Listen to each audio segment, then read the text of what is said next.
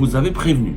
On vous avait dit bientôt 1 euro va dépasser la barre des 300 dinars. On se dirige vers un crash monétaire qui menace sérieusement de déstabiliser l'Algérie. Aujourd'hui, 1 euro a dépassé la barre des 280,5 dinars. La chute du dinar algérien, elle n'est pas uniquement vertigineuse, elle est désastreuse. L'Algérie, économiquement, elle est en danger. Les chiffres sont effrayants. Mathématiquement, le dinar, il a perdu 6,9% de sa valeur en presque une année. Très peu de monnaie à travers le monde dégringole aussi vite en une année. En un mois, le dinar a perdu 3,8% de sa valeur. C'est la chute la plus terrible de l'histoire du dinar algérien. Quand en un mois, tu réalises 3,8% de perte, ça veut dire que nous sommes face à un effondrement du dinar. Cet effondrement, il est réel puisqu'il est sur le marché. Les Algériennes et les Algériens le subissent. C'est-à-dire qu'ils sont en train de perdre en un mois, ils perdent 3,8% de leur portefeuille. Comment tu peux investir sereinement dans un pays où la monnaie perd en un seul mois 3,8% de sa valeur? Celui qui veut perdre son argent, il investit en Algérie. Mais aucun être humain raisonnable n'acceptera d'aller dans un pays où il va perdre chaque année 7% de son investissement, de son argent. On vous avait prévenu. On vous avait dit bientôt 1 euro va dépasser la barre des 300 dinars. Et on se dirige vers un crash monétaire qui menace sérieusement de déstabiliser l'Algérie. À l'époque, on nous avait traités de pessimistes, d'ennemis de l'Algérie, d'oiseaux de mauvais augure, de catastrophistes, de rabat-joie, de casseurs du moral de la population. كما كان الحال نقولوا بالعربية كما كان الحال malheureusement nos analyses, encore une fois, parce qu'elles sont basées sur l'honnêteté intellectuelle, parce qu'elles sont basées sur des faits, parce qu'elles sont basées sur une analyse rationnelle, parce qu'elles sont basées sur le recoupement des faits, et parce qu'elles sont motivées par uniquement l'intention de mettre en garde les autorités de notre pays et notre population contre les dangers à venir qui guettent notre chère et malheureuse Algérie. Nous sommes le 25 novembre et aujourd'hui, 1 euro a dépassé la barre des 280,5 dinars. Depuis le 22 novembre 2025, 1 euro dépasse les 280 dinars, alors que quand nous avions réalisé cette émission le 7 novembre 2025, 1 euro valait dans les 275 dinars. La chute du dinar algérien, elle n'est pas uniquement vertigineuse, elle est désastreuse et elle démontre que l'Algérie, économiquement, elle est en danger. Et je fais partie d'une minorité qui ne cesse de tirer la sonnette d'alarme et de demander à la population comme aux autorités d'agir très vite. Parce que ce crash monétaire va se transformer en crash économique.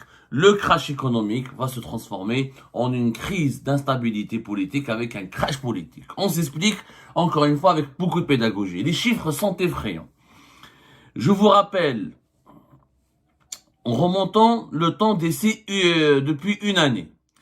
En une année, le dinar algérien, en décembre 2024, 1 euro valait 2,62 dinars sur le marché parallèle. Je répète encore une fois que le marché parallèle en Algérie, c'est la seule bourse qui existe en Algérie. C'est le seul espace économique rationnel, fiable et crédible. Parce que c'est le seul espace qui obéit à la loi de l'offre et de la demande.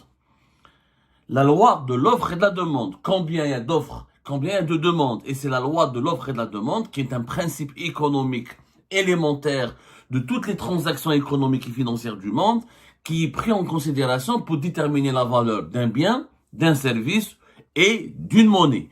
Le taux de change officiel de la Banque d'Algérie est déconnecté de la réalité économique. Il n'obéit pas à la loi de l'offre et de la demande.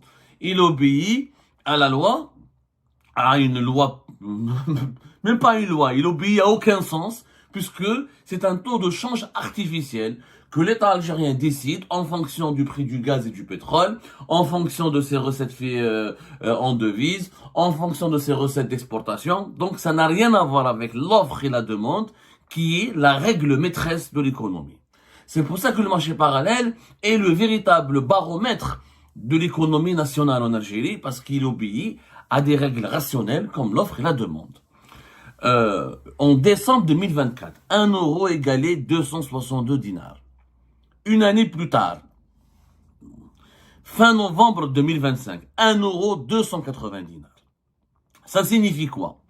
Ça signifie que mathématiquement, le dinar, il a perdu 6,9% de sa valeur en presque une année. 6,9% de sa valeur en une année. Les chiffres sont effrayants. Très peu de monnaie à travers le monde dégringole aussi vite en une année. On retrouve ce scénario que dans les pays où il y a des crises politiques, où il y a des guerres, il y a des tensions, où il y a des faillites. 6,9% de perte de valeur en une année. Mais encore plus effrayant. Comparons la valeur du dinar algérien entre octobre 2025 et novembre 2025. En octobre, le 26 octobre 2025, 1 euro valait 269,7 dinars. Le 22 novembre 2025, un mois plus tard, presque un mois plus tard, 1 euro vaut 280 dinars. En un mois, le dinar a perdu 3,8% de sa valeur. C'est-à-dire qu'en un mois, durant l'année 2025, le dinar a réalisé la triste performance, la triste mauvaise performance de perdre la moitié de ce qu'il a perdu durant toute une année entre 2024 et 2025. C'est-à-dire entre le 26 octobre et le 22 novembre, 3,8% de perte, c'est la chute la plus terrible de l'histoire du dinar algérien. Quand en un mois, tu réalises 3,8% de perte, alors que pendant une année, tu as réalisé déjà une perte de 6,9%, ça veut dire que nous sommes face à un effondrement du dinar. Cet effondrement, il est réel, puisqu'il est sur le marché. Les Algériennes et les Algériens le subissent. Des gens essaient de nous faire croire, des gens malhonnêtes, mal intentionnés, manipulés, désinformés, ou idiots tout simplement, de toutes les catégories, essaient de nous faire croire que ça n'a pas d'impact sur la stabilité du pays, ça n'a pas d'impact sur la population. L'impact est plus que réel, il est désastreux. Pourquoi? Celui qui veut acheter des devises entre octobre et le 22 novembre, c'est-à-dire que pour 100 euros, le 26 octobre, on devait dépenser 26 970 dinars. Le 22 novembre, pour 100 euros, il faut dépenser plus de 28 000 dinars, presque 29 000 dinars. Cela signifie qu'en un seul mois, les Algériennes et Algériens qui doivent acheter de l'euro pour diverses raisons, on va les citer plus tard, doivent dépenser plus de 10 000 dinars en plus. Millions ziyada parce que les 100 euros. Le même billet de 100 euros, en un mois, tu dois rajouter l'équivalent de 10 000 dinars, millions ziyada, plus de 10 000 dinars pour acheter le même billet en un seul mois. Cela signifie quoi? Les Algériens qui veulent se soigner à l'étranger, les étudiants algériens qui veulent partir étudier à l'étranger, les Algériens qui doivent voyager pour diverses raisons à l'étranger, sont totalement perdants. C'est-à-dire qu'ils sont en train de perdre en un mois, ils perdent 3,8% de leur portefeuille. Maintenant l'inverse, quand on nous dit il n'y a pas d'impact désastreux. Les Algériens qui veulent investir chez eux, qui habitent à l'étranger. Parce que beaucoup maintenant essayent de manipuler les Algériens de l'étranger en leur disant c'est la belle affaire, l'euro il est fort, rentrez chez vous et investissez. Quelle idiotie! Comment tu peux investir sereinement dans un pays où la monnaie perd en un seul mois 3,8% de sa valeur et en une seule année 7% de sa valeur? Ça signifie quoi? Je suis un Algérien de l'étranger. Canada, France, Dubaï, peu importe. La communauté algérienne est la plus importante, elle est en Europe, notamment en France. Je vais acheter un appartement. Chez 2 milliards de centimes. 2 milliards de centimes. C'est-à-dire l'équivalent de 20 millions de dinars.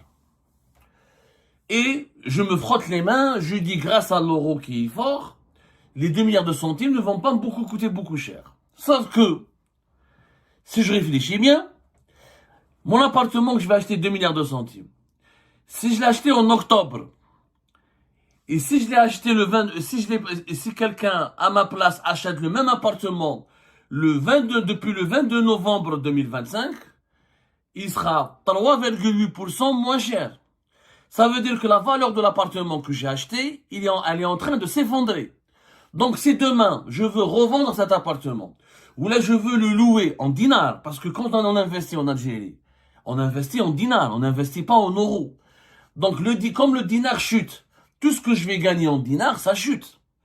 Mon appartement qui vaut 2 milliards a perdu déjà en une semaine, en un mois, 3,8%. Dans une année, il va perdre 7%. Du coup, tout ce que je gagne à travers l'exploitation de cet appartement est une valeur, me ramène de l'argent dont la valeur chute continuellement. Donc, j'ai dépensé mon argent dans un investissement qui me rapporte non seulement 0%, mais qui me cause des pertes de 3,8% en un seul mois et de 7% en une seule année. Donc, je perds mon argent. C'est ça la réalité que les plus intelligents peuvent comprendre, que les plus idiots ne comprennent pas parce qu'ils sont aveuglés par l'émotion. Quand je viens dans un pays et j'investis dans ce pays, et quand je ne fais pas d'exportation, parce que nous n'avons pas de production nationale, le dinar faible qui chute aurait été profitable aux Algériens ou là aux étrangers qui investissent en Algérie s'ils fabriquent un produit et l'exportent à l'étranger. Comme le dinar il est faible, le coût de production sera donc faible, je l'exporte en devise, je suis gagnant. Mais nous, les investissements en Algérie, il n'y a pas de production, l'industrie elle est faible. L'industrialisation elle tourne très au ralenti, on va en parler tout à l'heure. Donc les investissements dans l'immobilier, dans le secteur des services, etc., ou dans le secteur du commerce, tout ce que j'achète en dinars et je vends en dinars, c'est de la perte colossale. J'investis j'achète en dinars, je vends un produit localement en dinars, ou je vends une prestation de service comme la location, comme l'hôtellerie ou la restauration en dinars. Quand je veux récupérer mon argent en devise, eh ben, je suis perdant. Je perds 7% chaque année. Donc, investir en Algérie en ce moment, c'est du suicide. Celui qui veut perdre son argent, il investit en Algérie. Mais aucun être humain raisonnable n'acceptera d'aller dans un pays où il va perdre chaque année 7% de son investissement, de son argent. Quand la valeur d'une monnaie locale s'effondre, tout ce qui est vendu, tout ce qui est facturé, tout ce qui est traité et tout ce qui transite par cette monnaie, il perd de sa valeur. Donc, il n'y a pas de confiance. Donc, ça veut dire que investir en Algérie aujourd'hui, c'est tout simplement du suicide sur le plan financier et sur le plan économique. Ça aurait été intéressant si le pays était en train de s'industrialiser. Or, cette dépréciation, c'est pas une dévaluation, c'est pas l'État qui a décidé de dévaluer le dinar. C'est une dépréciation, c'est la monnaie qui a perdu, il y a une crise de confiance. Pourquoi le dinar est en train de chuter? Parce que justement, les Algériens et Algériens, qui ont de l'argent en Algérie, et on l'a dit, ça fait plusieurs mois que j'essaie de l'expliquer et de le crier sur tous les toits, à cause d'une politique répressive, de persécution, à cause d'une liberté d'entreprendre qui est en train de disparaître en Algérie. Regardez comment la coïncidence et la correspondance entre l'effondrement de la valeur du dinar avec certaines nouvelles mesures catastrophiques adoptées par le régime Tebboune. Aujourd'hui, les domiciliations bancaires sont refusées par les banques, faute d'argent. Comme les banques ont on appelle ça un plafond, un seuil de dépenses en devises qu'elles ne doivent pas dépasser, même quand les entrepreneurs algériens ont le visa pour importer des matières premières ou pour importer des machines de production et lancer un investissement dans leur pays, la majorité des banques leur refusent depuis 3 ou 4 semaines, leur refusent les domiciliations bancaires. Il n'y a pas de devise. Donc tu es entrepreneur, tu as 20 milliards de centimes, je veux faire un projet industriel, il te faut une machine. La machine n'est pas fabriquée en Algérie. Dans la majorité des cas, il faut ramener la machine depuis l'étranger. Même s'il y a des machines fabriquées localement, il te faut toujours des composants, des outils de production que tu dois ramener de l'étranger. Même quand il y a la machine, elle est présente en Algérie, il te faut une matière première. C'est pas possible de trouver la matière première et la machine en Algérie. C'est quasiment rare. Ça, c'est dans tous les pays du monde. C'est une règle universelle. Il n'y a pas un pays qui est indépendant, qui vit en autarcie, qui est autonome à 100% en matière d'industrie ou d'économie. Ou une matière première, ou un composant, ou une machine, ou un outil de production, est toujours quelque chose qui vient de l'étranger. Quand je pars à la banque, comme le dinar n'est pas une monnaie convertible, mais 20 milliards de centimes, je les mets dans un compte bancaire et je demande à une banque de domicilier mon argent chez elle et en échange, elle me finance mon opération d'importation en devise. C'est comme ça que ça se passe en Algérie. Crédit documentaire, lettre de crédit.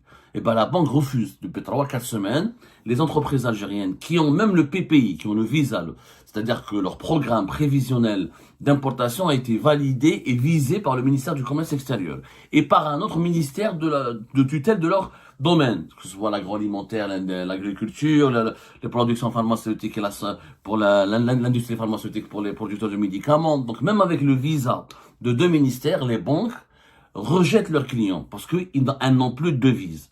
Leur stock de devises c'est illimité, la Banque d'Algérie ne leur donne pas des devises et elle ne les autorise pas à dépasser un certain seuil pour contrôler les importations. Du coup, avec mon argent, je peux pas investir. Parce que je peux pas ramener ma machine depuis l'étranger, je peux pas ramener ma matière première, je peux pas ramener un logiciel depuis l'étranger, je peux pas faire un contrat avec un prestataire de services étranger ou un fournisseur étranger pour qu'il vienne m'installer une usine, former mes employés.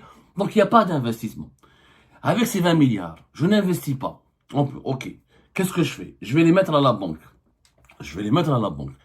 La banque en Algérie, depuis 2023, elle me demande des justificatifs pour chaque placement en espèces de l'ordre de 3 millions de dinars. Or, comme nous sommes dans un pays où 90% de nos transactions sont en cash, comment tout justifie tout le cash qu'on a? Personne n'a les justificatifs réglo ou fiables ou valables à 100%. Mais les neiges, je les justifie. Ok. Quand je veux retirer mon argent, depuis 2 semaines, les banques algériennes ont imposé un plafond de retrait en cash. Il y a des banques, auparavant, on pouvait sortir jusqu'à 8 millions de dinars par jour. Maintenant, ce seuil, ce retrait en cash, il est plafonné à 3 millions de dinars pour certaines banques, et voire même à 2 millions de dinars. C'est-à-dire que tu peux pas sortir plus de 200 ou 300 millions de centimes en cash. Et encore, pour sortir ce cash, qui t'appartient, c'est ton argent, dans ton compte bancaire, hein, ça t'appartient. Tu dois remplir une demande une semaine auparavant et expliquer pourquoi tu veux retirer ton cash alors que c'est ton argent et attendre que la banque t'appelle le jour pour pouvoir sortir ton cash. J'ai pas mal de témoignages que j'ai recueillis et qui ont vécu cette mésaventure. Donc le système, là, le régime Tebboune, il a créé des mesures tellement drastiques et draconiennes, sans tenir compte des spécificités de l'Algérie.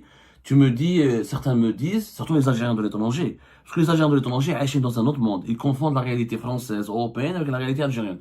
Ah oui, mais c'est bien, c'est des mesures anti-cash. Ok mon gars, ok mon cher. Eh bien en Algérie, 90% des transactions sont en cash. Il y a que depuis 2025 où on peut pas acheter un appartement en cash, on peut pas acheter une voiture en cash. Mais tout le reste, c'est en cash. On fait nos courses en cash.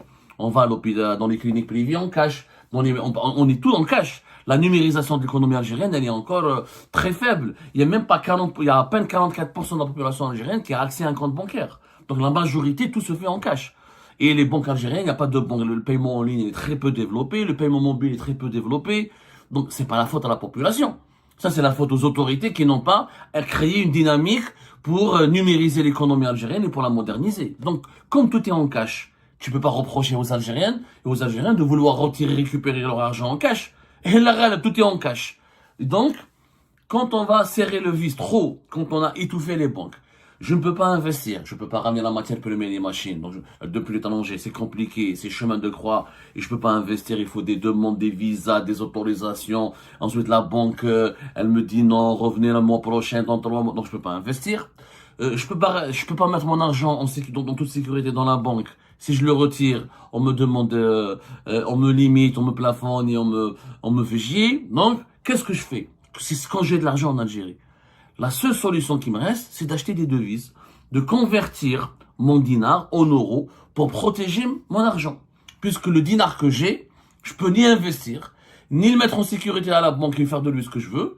Et le pays ne connaît pas de dynamique, il n'y a pas de croissance. Et comme il y a des incertitudes, parce que Tebboune, le régime Tebboune, chaque mois il invente des mesures, plafonner le retrait de cash à 2 millions de dinars, demander des justificatifs à partir de 3 millions de dinars, tu peux pas acheter ça en cash, tu peux pas dépenser ça, pour importer, il faut une autorisation, un visa depuis le 9 juillet 2025. Ensuite, l'importation des services, elle est interdite depuis juillet. Ensuite, elle a été élargie et soumise à des critères et des conditions depuis août 2020. Chaque mois, il y a des mesures restrictives, il y a des mesures brutales. Or, l'économie n'aime pas la brutalité. Tebboune veut faire une économie socialiste, administrée. Tebboune, Aïch, comme il a 80 piges, comme il a 80 ans, il vit à l'époque de l'Union soviétique. Il pense qu'on peut administrer l'économie par la brutalité politique. Or, l'ennemi de l'économie, c'est la brutalité politique. Quand on est trop brutal en économie, on sape la confiance, on détruit la confiance des consommateurs et des investisseurs. Et quand les consommateurs et les investisseurs n'ont plus confiance, la monnaie d'un pays s'effondre. C'est une crise de confiance.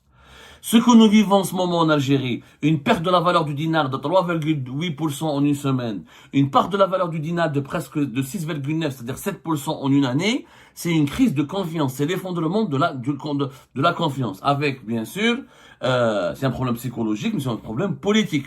Il y a une incertitude politique, il y a une incertitude économique, le pays n'est pas stable, il est géré de façon trop brutale, trop d'interdictions, trop de contrôle, trop de brutalité dans la gestion des affaires économiques.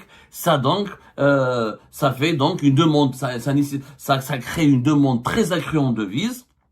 Et par la suite, il y aura une inflation qui va exploser et un impact direct sur le pouvoir d'achat. Ce n'est pas vrai. C'est pas les Algériens qui partent à l'étranger qui font exploser la valeur de l'euro par rapport au dinar. Ce sont les Algériens qui ont de l'argent et qui restent en Algérie et qui, pour protéger leur argent des mauvaises décisions du régime Tebboune, convertissent leur argent en devises.